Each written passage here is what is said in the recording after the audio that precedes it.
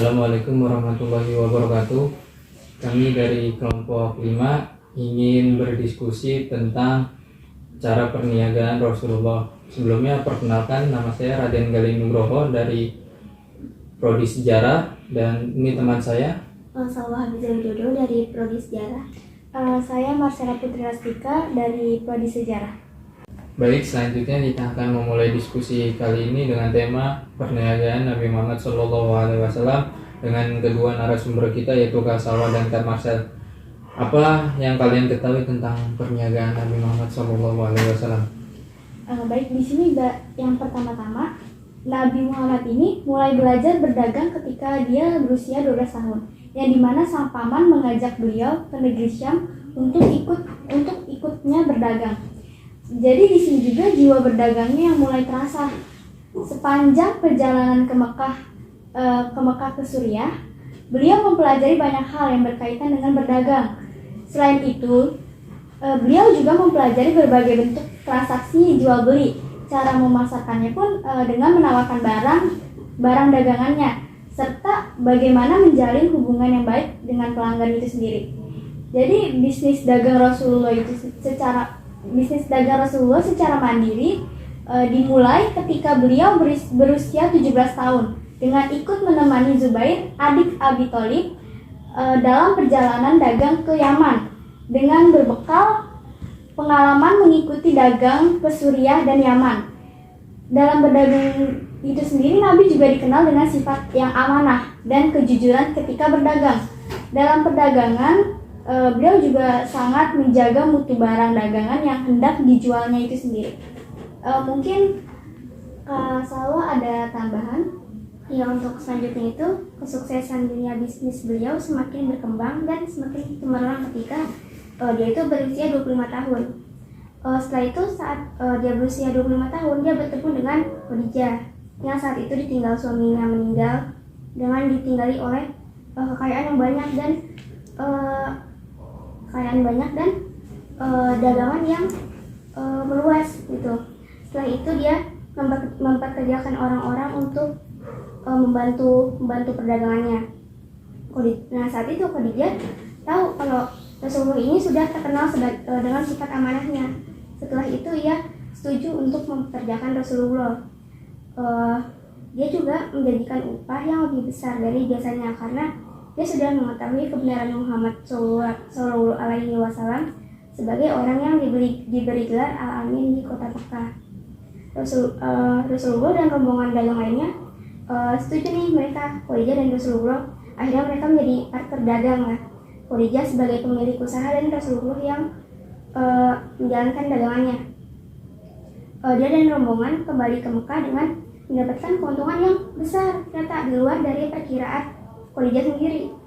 Sesampainya di Mekah, Muhammad Sallallahu Alaihi Wasallam disambut oleh Khadijah yang sudah menanti kedatangan orang-orang kepercayaannya itu. Menurut kalian bagaimana cara berdagang yang digunakan oleh Nabi Muhammad SAW? Yang pertama itu harus jujur ya, karena Rasulullah sendiri mengajarkan kita berdagang dengan kejujuran. Rasulullah dikenal dengan kejujurannya dalam berdagang. Beliau itu tidak pernah berlaku curang dan mengurangi takaran. Justru beliau itu malah menambahkan agar pembeli merasa senang dengan pelayanannya. Kelebihan dan kekurangan barangnya pun dijelaskan oleh Rasulullah. Jadi sebagai pertimbangan pembeli akan membeli barang ini atau tidak. Nah, dari Abdullah bin Umar radhiyallahu anhu bahwa Rasulullah Shallallahu Alaihi Wasallam bersabda, seorang pedagang Muslim yang jujur dan amanah akan dikumpulkan bersama para nabi, orang-orang siddiq dan orang-orang yang mati syahid pada hari kiamat. Selanjutnya itu menjual barang berkualitas.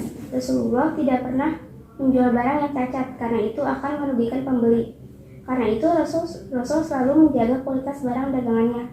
Dalam sebuah hadis yang diriwayatkan oleh Ibn Jamah Uqbah bin Amir pernah mendengar Rasul berkata seperti ini, seorang muslim adalah saudara bagi muslim lainnya untuk menjual barang yang ada cacatnya ke teman kecuali jika dia menjelaskan.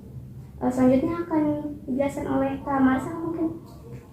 Baik, mungkin di sini kan tadi sudah yang dijelaskan. Jadi sifatnya lagi itu yaitu pertama pasti ada juga yang namanya tidak mengambil keuntungan, yang dimana tentu saja pedagang mengharapkan keuntungan yang besar dalam usahanya, namun tidak jarang ada pedagang yang mengambil keuntungan atau laba tinggi tanpa memikirkan pembelinya itu sendiri.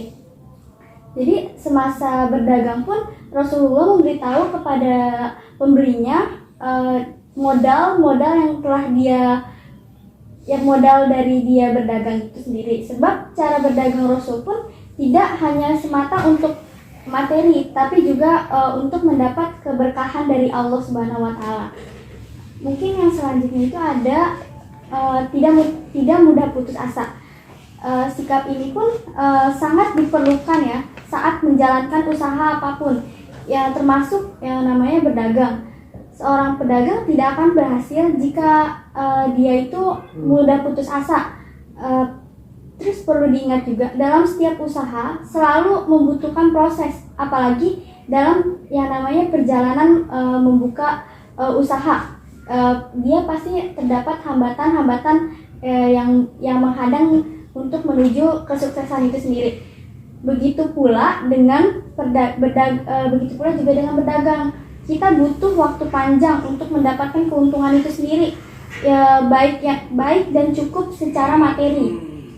Maka yang perlu diingat adalah terus berusaha dan tidak gampang putus asa. Apalagi Allah sudah menjanjikan nikmat dan rahmat bagi hambanya yang terus menerus untuk bersabar. Jadi di sini juga ada kutipan dari surat Yusuf ayat 87 yang dimana, dan jangan kamu berputus asa dari rahmat Allah, sesungguhnya yang berputus asa dari rahmat Allah hanyalah kaum yang kafir. Jadi menurut Anda bagaimana cara berdagang Rasulullah yang harus diterapkan di zaman ini? Jadi yang pertama itu harus menjaga moral pembeli ya, melayani pembeli dengan sungguh-sungguh, tidak memedulikan dia berpenampilan seperti apa, agar pembeli tidak merasa kecewa terhadap kita sebagai pedagang. Setelah itu menjaga image pedagang itu sendiri akan lebih terpercaya karena kejujurannya. Terus yang ketiga ada pembeli akan menaruh kepercayaan. Pembeli yang menaruh kepercayaan akan terus-menerus datang ke toko kita nih dan menjadi pelanggan setia. Dan itu. Lalu bagaimana pandangan Islam terhadap perdagangan dengan sistem elektronik? Baik, seperti yang kita ketahui pada zaman ini teknologi sudah semakin canggih atau yang disebut semakin modern di dunia ini ya. Apabila perniagaan dan perdagangan elektronik itu maksudnya adalah perniagaan dengan menggunakan sarana internet, maka bisa kita lihat dari sisi kecepatan sangat baik. Bahkan menurut syariat Islam itu sangat diperbolehkan dengan syarat tidak melanggar ketentuan jual beli itu sendiri. Nah, sekarang kan kalau perdagangan itu terutama online ya, itu banyak diskon ya. Apakah jika pedagang itu menawarkan diskon apa melanggar ketentuan dalam Islam? Di dalam Islam itu sendiri pun hukum diskon diperbolehkan selama tidak membawa kepada hal yang diharamkan. Terutama ketika kita menjual dagangan diskon, sebaiknya tidak melakukan cara kecurangan ataupun manipulasi.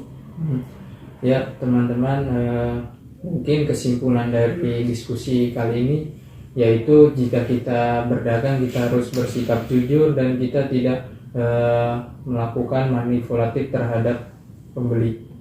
Mungkin itu saja diskusi dari kelompok kami. Kurang lebihnya mohon maaf. Terima kasih. Wassalamualaikum warahmatullahi wabarakatuh.